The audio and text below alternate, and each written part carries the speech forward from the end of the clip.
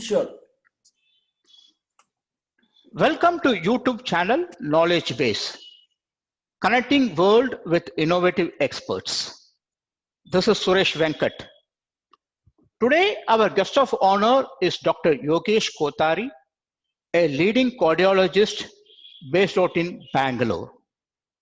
He comes with close to 22 years of experience. He has done his MBBS from University of Bangalore, passed out in 1996. He has done his post-graduation in medicine from Kasturibai Medical College, Manipal. He has done his DNB in cardiology. He has also done a super specialty training from Vijaya Heart Foundation, and he has also undergone intensive training with Frontier Lifeline KM Cherian Art Foundation. He is also a member of Cardiological Society of India and Indian Heart Rhythm Society. He has been a senior consultant with Apollo Hospitals in Bangalore, and he has also been a visiting faculty with various medical institutions. Currently, he is head of cardiac sciences with Bhagwan Mahaveer Jain Hospital. Today, Dr. Yogesh Kothari is going to talk on atrial fibrillation. Over to you, doctor. Thanks a lot, Suresh. It's my pleasure, sir. As you know, atrial fibrillation is a very common heart condition which is often neglected. That is, most of the times when we talk of heart conditions or when we talk of heart issues, we think of heart attack, we think of blockages. But what we also forget is heart has got an electrical system, and these electrical system can have various heart problems, and atrial fibrillation is one among those electrical diseases of the heart. I just share my screen and I'll take you through a small presentation during which I can probably discuss the conditions.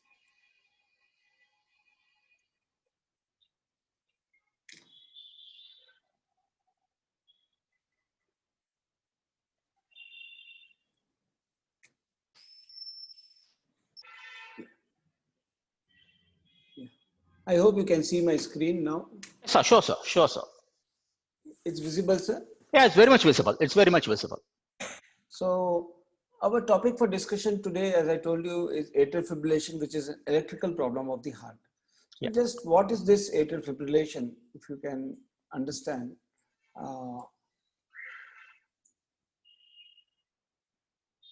Yeah. So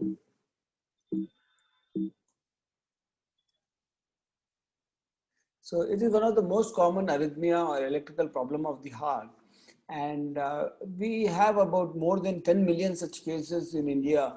And it's a huge number of patients who suffer from this condition. Okay. It is a major cause of disability in the heart and causes various cardiac symptoms, as we will understand in our presentation. And atrial fibrillation results from basically an abnormal electrical function inside the heart's upper chamber. And what happens is, instead of the upper chamber contracting and squeezing the blood out of it, it just fibrillates or quivers with no effective contraction of the upper chambers. So people with atrial fibrillation may have mild symptoms or may have severe symptoms. And the most serious complications include something like what we call a stroke or heart failure. And sometimes it can even be fatal. Okay. So, Suresh, this is the electrical system of the heart, which you see in front of you.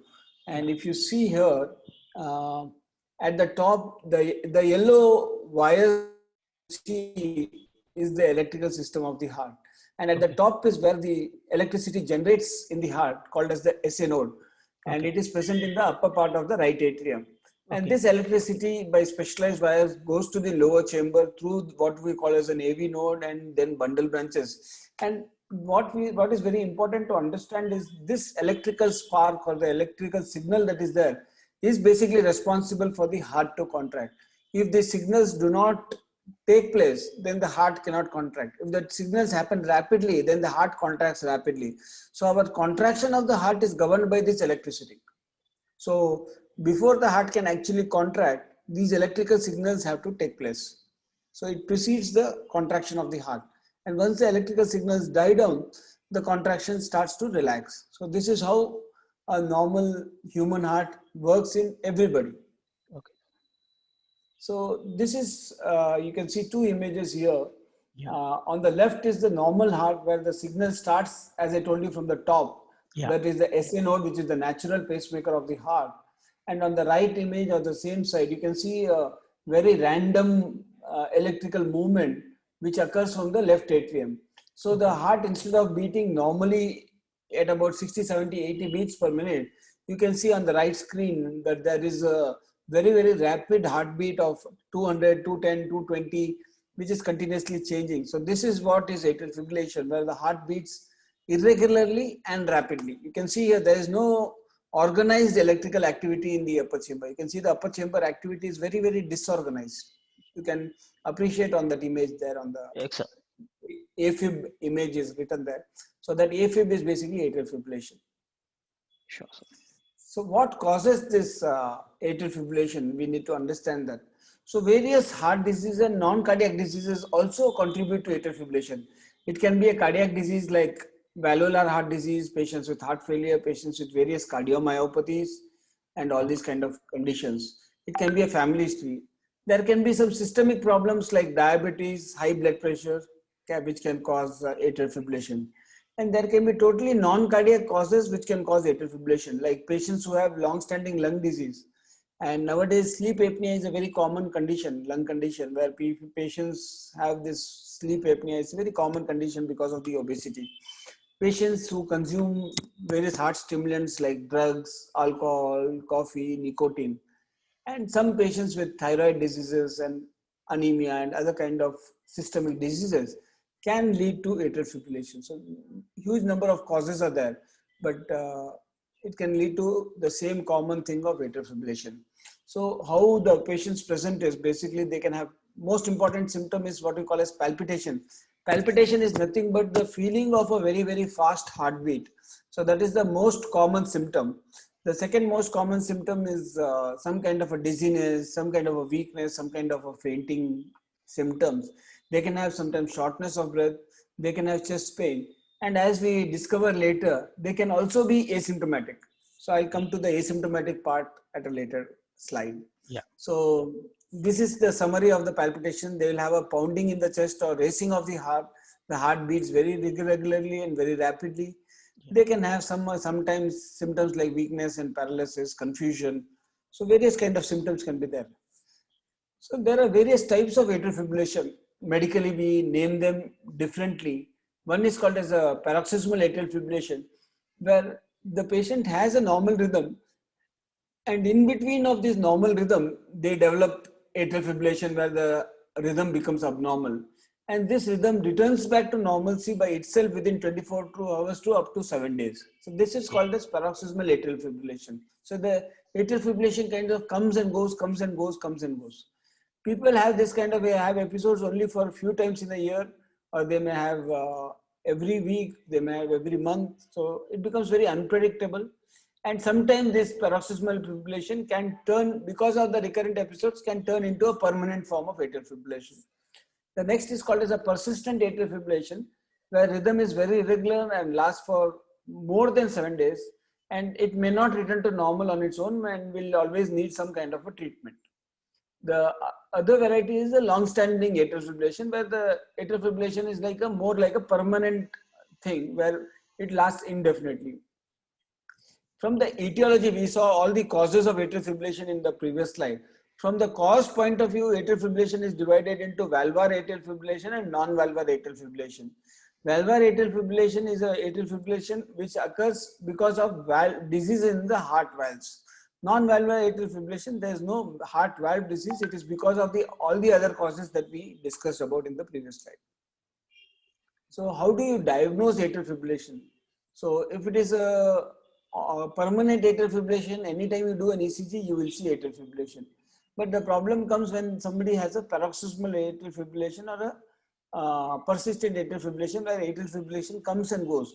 So when the atrial fibrillation is gone, you do an ECG, you do an echo, everything will look normal. But again, the patient will say, yesterday I had a palpitation. So, this kind of hide and seek will go on where it becomes very difficult to diagnose the atrial fibrillation. So you can see there are various investigations. From the basic investigation like history and ECG and echocardiogram, we can make out some of these cases. But other cases may need more extensive investigation, like what we call as a special echo called as transesophageal echo is very important because it identifies the blood clot in the backside of the heart. Then Holter monitor, you can see on the top image on the right side, there is a image with a person connected to a monitor. And this monitor is called as Holter monitor, which records the ECG for up to 24 hours. With the mobile, there is an Apple Watch there. You can see that today all the IoT devices, be it Apple Watch, be it Fitbit, be it Cardia mobile app, lot of handheld devices are there which can record an ECG. And when you record an ECG, whenever there is a palpitation, the patient just records an ECG using his two hands. And that ECG can be read by a cardiologist to tell you whether the patient has atrial fibrillation or not. On the right bottom, you see another patch-like thing which is attached to the patient chest. Yeah. So on the top, you have a device attached. On the bottom, you just have a small sticker-like thing attached on the patient's chest. And that device patch basically transmits the ECG to a mobile. And from the mobile, it is transmitted on a cloud to the server, and we analyze at our backend how the patient's rhythm is. And we can record this patient for 3 days, 7 days, or 14 days. And it is called as a loop recorder, a more advanced test compared to a Holter monitor. Holter monitor only records for 24 hours, whereas a loop recorder can record continuously for up to 7 to 14 days also. On the middle screen, if you see, there's one small pen-like just below the text. So small pen-like device is attached to the patient, and it is just close to the patient's heart. And that device can record the rhythm for more than 2 years. So these are all the various kinds of devices that are available. Depending on the frequency of the patient's symptoms, we select one of the devices to record the atrial fibrillation. So what we mean is, if patient already has a permanent atrial fibrillation, just a simple test like ECG will diagnose the atrial fibrillation. But patient has paroxysmal or persistent atrial fibrillation where the ECG can be normal when he comes to you, then we do these other more advanced tests. So the complications of atrial fibrillation can be related to the arrhythmia and can be related to the embolism episodes that the patient may have. And we'll understand what is embolism in the subsequent slide, and can be related to the heart failure because of the ineffective contraction. As I told you, the heart just quivers and doesn't pump out blood, especially the upper chamber, and that can lead to heart failure. So any of these three things can cause complications in these patients. And arrhythmia related is basically, as I told you in the symptoms also, that it is rapid pounding. Some patients may be asymptomatic, but a lot of patients will have some kind of a discomfort. They can have giddiness, and sometimes they can have loss of consciousness also. And embolism is very, very important complication, which we all need to understand. Even the lay people also need to understand what is this complication called as embolism. So what happens is, in the upper chamber, so if you look at the heart, can you see the heart here, Suresh? I'm holding in my hand. Yeah. So if you see the heart, so this upper chamber, you can see here, these two upper chambers of the heart. Yeah. They, instead of normally contracting blood and pumping blood into the lower pumping chambers, what they do is they don't do any meaningful contraction. So the blood flow here becomes very slow in these two regions. Okay. And what happens is, because of this stagnant blood, the blood starts to thicken and it forms blood clots. And when these blood clots move from this low flow or stagnant area to a high flow area like the pumping chamber, like the left ventricle, they just get pushed into the circulation. And those clots can go and attach themselves inside the brain. They can get themselves attached inside the stomach. They can go to the leg and cause gangrene in the leg. They can cause bowel infarction. They can cause kidney infarction. So, various important areas, they can go and get themselves lodged into those circulations and block off that circulation. And that causes various complications. So this is a short video on the same. During AFib, blood can collect or pool in your heart, and cause a clot to form. If this happens, the clot can travel from the heart to the brain and cause a stroke. If you have AFib, you're 5 times more likely to have a stroke than someone who doesn't have it. You can see on the right side image, there is a very nice blood clot sitting inside the heart, one ball-like thing. Yeah. You can make out that. And the other video clearly explains to you how this blood clot can get dislodged and get into the circulation and go to critical areas and block out that circulation. So if it goes into the brain, we call what is called a stroke, or in common terms, lakwa, paralysis, all these things. So that's how the paralysis happens when these blood clots go to the brain. If it goes to the leg, it can develop gangrene. So, these are the very major complications of atrial fibrillation, and very important for people and the medical fraternity to be aware of. Many times they may not come to the cardiologist with stroke. They may go to a neurologist, they may go to a general doctor, or when they have a gangrene, they may go to a leg surgeon. But the underlying cause may be atrial fibrillation, which needs to be identified in 20 to 30% of these patients. But a question is, how a common man will understand, sir, the reason behind that? There's a common man, what he will have is, he will have the complications. One is he will have the symptoms which I mentioned, like palpitation, heart racing, and all those things. The second is, if he has a stroke, it will become very obvious. So this is how we identify stroke. Stroke is identified by what is called as a fast pathway. Spot a stroke fast pathway. So if there is a face drooping, the patient's face is drooping, one side of the face is crooked, that kind of a thing. Or if he has weakness in one of the arms or both the arms, if he has numbness in the arm, if he has difficulty in speaking, he is trying to speak but he is not able to speak, he is having difficulty in understanding, he doesn't repeat the sentence or repeat the sentence repeatedly. All these are all symptoms of what we call a stroke or paralysis. And it is very important when somebody is suffering from stroke, either he himself, if he can, or the attenders or friends who are there with him, should immediately call the emergency and take the patient to the hospital. Because faster you reach the hospital and faster you get the treatment, more reversible these conditions are. But once after about 6 hours to 8 hours, then it becomes irreversible, the damage becomes permanent. So that's very, very important. And how we identify is, suppose somebody has a gangrene or somebody has a stroke. When you go to a medical doctor, they will do an ECG. Sometimes the ECG may be normal. That is when I told you the other investigations like Holter and loop record will become important to diagnose these problems. So to understand the importance, like if there are 3 patients, so we talked about 10 million patients. So if there are 3 patients for atrial fibrillation, one of them will definitely very high likelihood to develop a stroke. That is almost like 35 to 40% risk of stroke in 1 out of 3 patients. And this is how we have a risk card. You can see on the left side of the screen, there is a scorecard. Just like you have a match score, you have a risk of stroke. So any patients who have atrial fibrillation, we do these 2 types of score called as CHAD score. It's a very simple score. Even an ordinary general practitioner who practices in a clinic can do this scoring at his bedside. So if patient has heart failure, does the patient have high blood pressure? Is the patient older than 75 years? Is the patient having diabetes? Is the patient having previous stroke? So all these things gives some marks to each of those things. It will be 1 or 0 or 2 or 0. And that score is added on. And every visit of atrial fibrillation, when the patient goes to the GP or the cardiologist, or if they come to electrophysiologist, because electrophysiologists are very few. So if you talk of the entire city of Bangalore, we have about more than 1,000 cardiologists, but the number of electrophysiologists are less than 10. Okay. So every patient with atrial fibrillation may not reach a electrophysiologist. So most of the time, either a physician or cardiologist may be managing their condition. And when they are managing, they should look at the scorecard at every visit just to make sure that they are getting the right treatment for the patient. Because the risk of stroke is so high and so permanent that, preventing the stroke is the very important treatment strategy in these patients.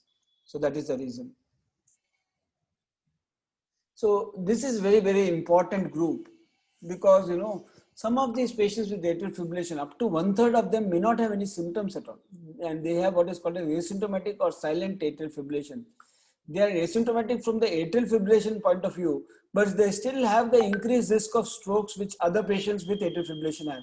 So just because you don't have any symptoms of atrial fibrillation, that doesn't mean that you will not have stroke.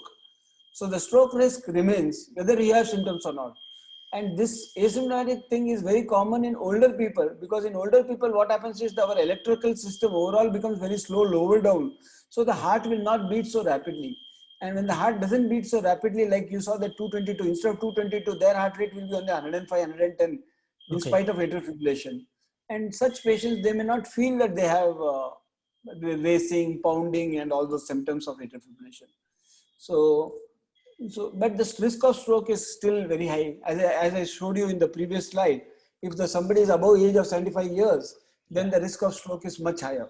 So at one end, they have a higher risk of stroke, but at the other hand, they may not have symptoms. So that is a very dangerous combination to have. For people who don't have symptoms, the point is if they go for a regular checkup, I think they might be coming to know of it, right? They might be pick up. If it is a permanent atrial fibrillation, they may pick it up. Yeah. If it is not a permanent, they may not pick it up. Okay.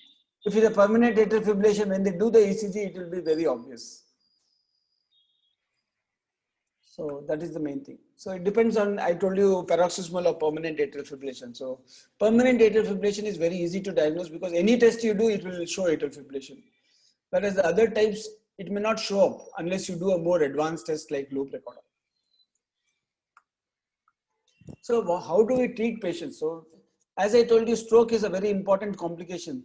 So there are two goals of atrial fibrillation treatment. One is treating the atrial fibrillation itself by either medications or procedures to prevent atrial fibrillation. The other is most important, even more important than treating atrial fibrillation, is preventing stroke formation in these patients, because as I told you, stroke is debilitating and permanent, and it can lead to loss of one side of the brain, and if they develop a gangrene, it may lead to loss of one limb. So stroke and embolic episodes are more dangerous, and we have to use appropriate blood thinners or some procedure to prevent this risk of embolism or risk of stroke that we call. We'll understand more of it in the subsequent slides. I'll just come to that. So coming to various treatments. So the first treatment is basically directed at the fast heartbeat. As you had seen in the first slide of atrial fibrillation that I showed you, the heartbeat becomes very racing, almost 170, 180, 190, some people 200, 210. And when they have such a fast heartbeat, they will become very uncomfortable. So we need to relieve the discomfort by giving some medicines which will reduce the heart rate. And the commonly used medicines are what we call as calcium channel blockers like verapamil and diltiazem, or beta blockers like metoprolol.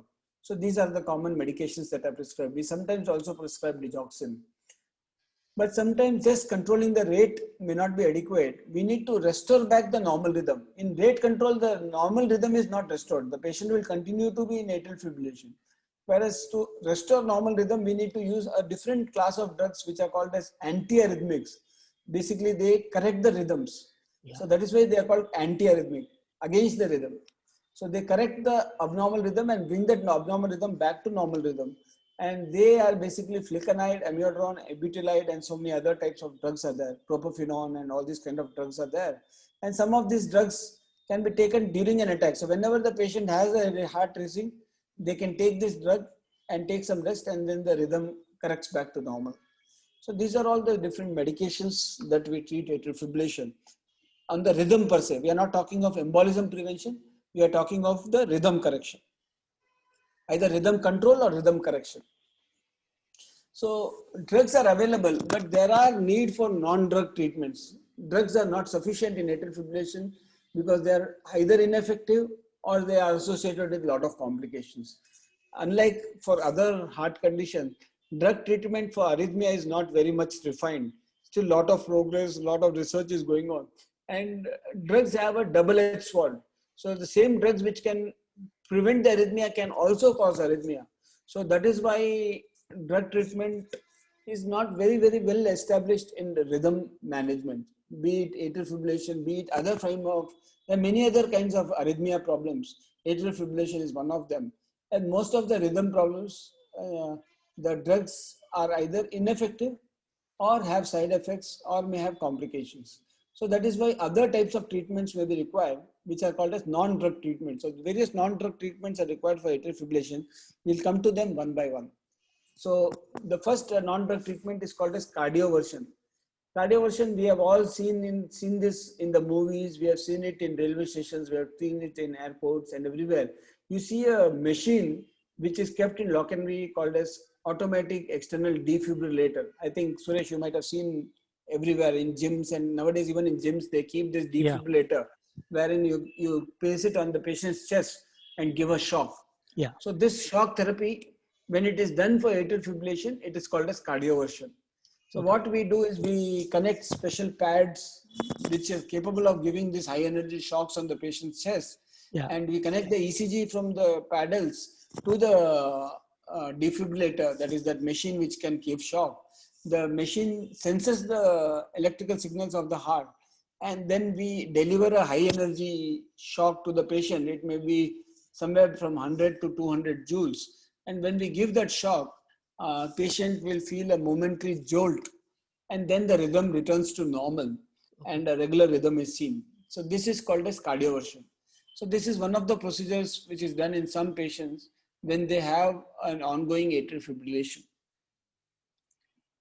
The next treatment, non-drug treatment, which is very, very common and very routinely used, is called as catheter ablation. So what we mean by catheter ablation is just like an angiogram and angioplasty, which they do for blockages. It is a procedure very similar to that, wherein from the leg, we go to the region of the heart, and from the heart, we take the electrical signals from inside the heart. In the ECG, you take electrical signals from the surface of the heart. You take in catheter ablation, you take the signals from inside the heart and display them on a computer and then map it and then give treatment.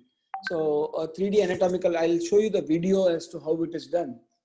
Catheter ablation is a minimally invasive procedure to treat heart arrhythmias. Suresh, you can hear the voice? Procedure is to restore electrical signals to a normal heart rhythm. Catheter ablation is a safe procedure performed by a heart rhythm specialist called an electrophysiologist. An electrophysiologist is a cardiologist who has completed specialized training for diagnosing and treating heart arrhythmias. During a catheter ablation procedure, a thin, flexible tube, or catheter, is placed through a small incision in the leg, where it's then advanced up through a vein and into the heart. There are two phases during a radiofrequency ablation: mapping and ablation. During mapping, an electrophysiologist creates a three-dimensional image of the heart using specialized catheters in order to identify the area of abnormal electrical signals which may be causing the arrhythmia. In the second phase, ablation, the electrophysiologist directs a catheter to the targeted areas and delivers radiofrequency energy in order to create a small scar within the heart muscle.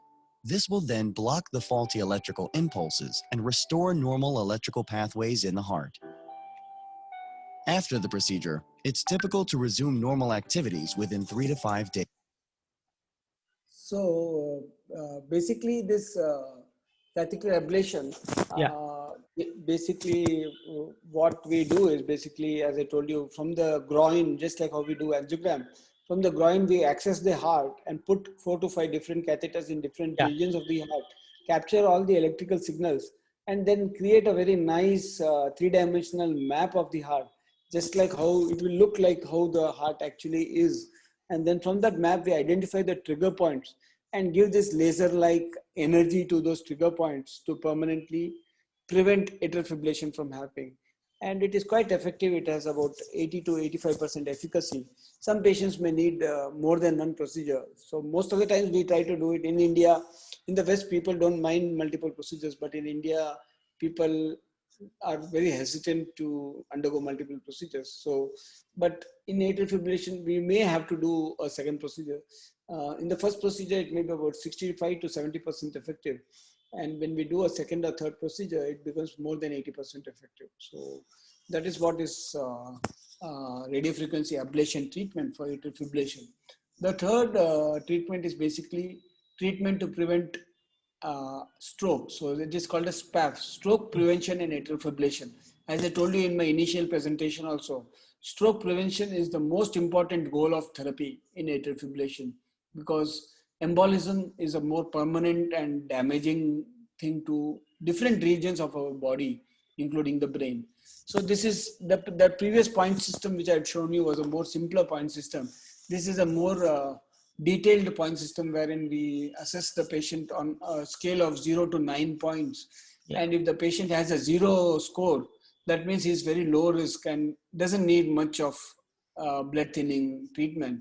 If the patient has a risk of 1, then he needs blood thinner. And if it is 2 plus, then the score, then the risk is very, very high. So this is a 9-point scoring system.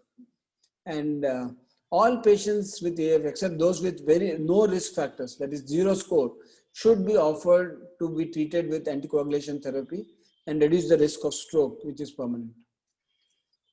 And so what are these blood thinners? So all of us in the population, we know about aspirin being a blood thinner and various other form of antiplatelets, because angioplasty is so common. So we know about these blood thinners. But these blood thinners called as aspirin and other antiplatelets like clopidogrel, ticagrelor, and all these kind of antiplatelet blood thinners are not effective in atrial fibrillation. If at all, they have the same risk of bleeding like the other more potent anticoagulants that we call them, but they do not have the efficacy of the anticoagulant because their mechanism of action is basically different from anticoagulant. They basically act on the platelets, and platelets do not have a very major role in this clot formation. So in the heart blockages that we treat with these antiplatelets, the platelets form a major role in them. Whereas in embolism like blood clots, platelet have a very, very minimal role to play. And the blood clotting factors are the ones which are responsible for the embolic episodes. Hence, aspirin and other patients, other antiplatelets may be prescribed, but they are only 22% effective and have the same higher bleeding risk. And they may still be prescribed if the same patient with atrial fibrillation may have a heart attack, may have had a previous stroke, and for which antiplatelet agents may be required. So they may still be prescribed, but they will not be effective to prevent stroke. So for preventing strokes, we need to use drugs which act on the clotting factors. We all know about clotting factors from our school days only. We know that blood clots using clotting factors. And the drugs which act in either reducing the levels of these clotting factors or prevent clots from happening are called as anticoagulants. And these anticoagulants are of 2 types. The old traditional anticoagulants are what we call as warfarin-like drugs, which affect the vitamin K dependent clotting factors. And they are the main anticoagulants available up to 2013, 2014. But after that, a newer form of anticoagulants I'll come to in the next slide. So they act on the liver to prevent the number of blood clotting factors that are produced. Liver basically produces all the blood clotting factors, and those blood clotting factor production in the livers is halted by this anticoagulant drugs. And we measure their effect or potency based on what we call as INR, International Normalized Ratio. A normal level for checking anybody, it will be 1. And in blood thinners, that level can go up to 2 to 2.5. So that is the ideal INR that we want to achieve in these patients with atrial fibrillation. But the problem is this warfarin, there's a lot of interaction with a lot of foods, like maybe alcohol, maybe certain green leafy vegetables, certain medications, antibiotics, over-the-counter drugs. All of them may affect the warfarin and may increase the effect or decrease the effect, making it more dangerous or less effective.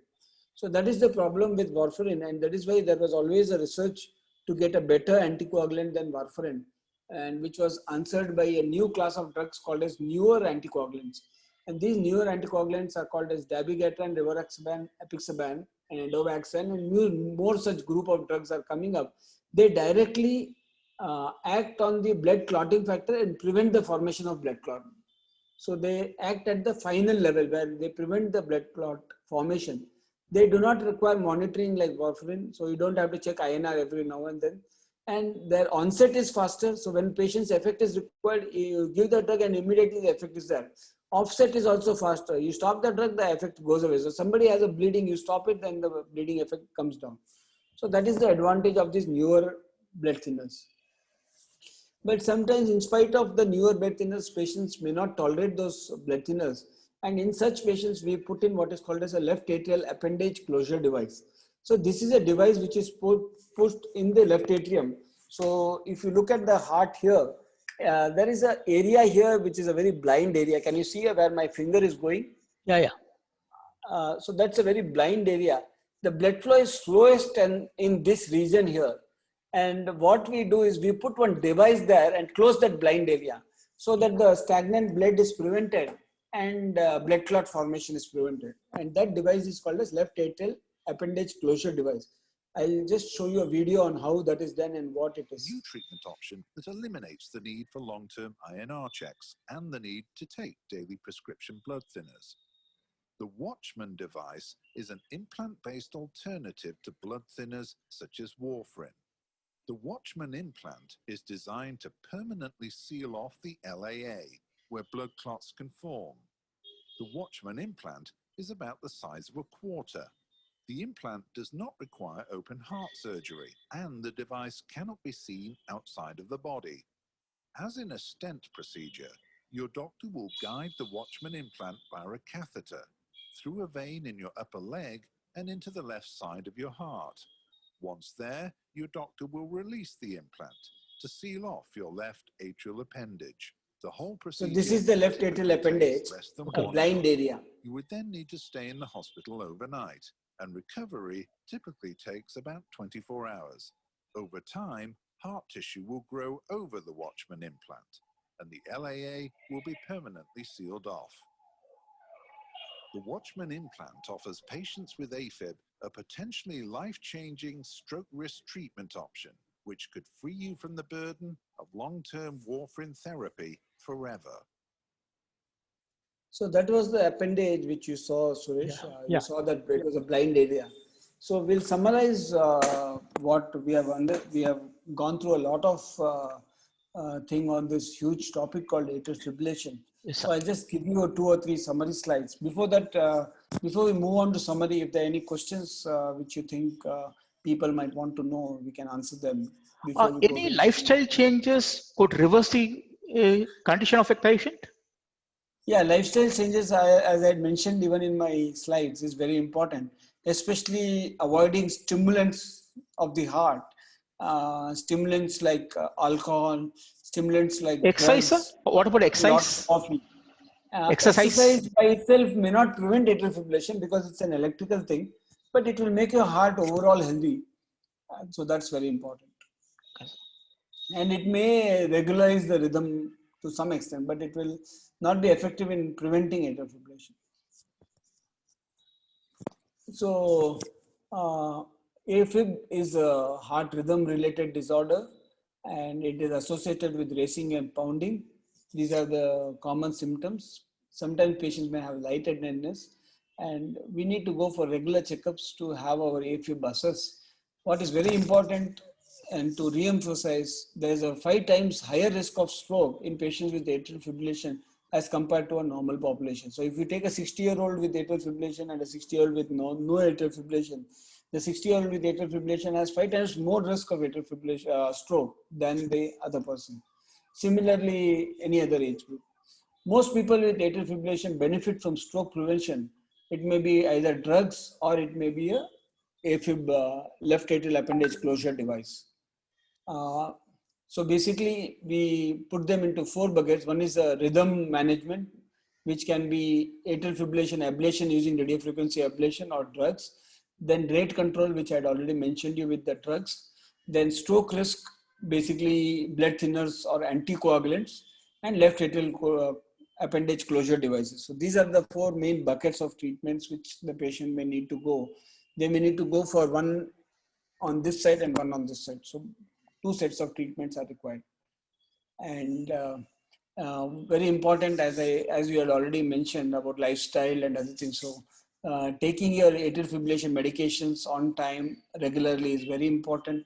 Stroke prevention is very important. Taking anticoagulants regularly is very important. Maintaining healthy lifestyle and avoiding stimulants of the heart is very important. And when there is an atrial fibrillation episode, there is no need to panic. You can call up the emergency, reach the hospital, and get appropriate treatment. And these are the important do's and don'ts for these patients who have atrial fibrillation. You always refer to your managing my AFib guidelines that are available. learn about all your medications that you are taking, keep an up-to-date list of all medications which you're using and refill them on regularly so that you don't miss any doses, and take the medications as advised by your doctor. And if you take warfarin, make sure that many patients take warfarin but they don't get their blood checked. This is very common. Last week I had a patient, because of corona she didn't get the blood check done, and she came, instead of INR of 2, she came with an INR of 7. And such patients can develop a major bleeding anywhere in the body, including the brain. So it's not only important to take the medicines, it's important to monitor the medications that you're taking, whether they are adequate dose, overdose, or underdose.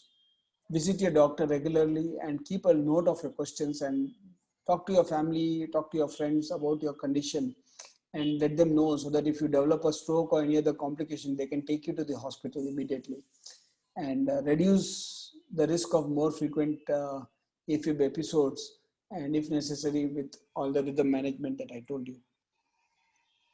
So this is about what I wanted to talk about, this topic called as atrial fibrillation, which is very less understood in our community, but it is a very important condition of the heart, because it has effects not only on the heart, but the rest of the body.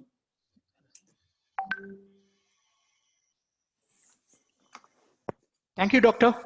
Thanks a lot for spending your valuable time sharing your knowledge and experiences. I'm 100% sure it will benefit a lot of people. And definitely I will say it's one of the most valuable video and one of the most valuable program I have ever done. Thanks a lot, doctor. Thank you, Suresh. Thank you.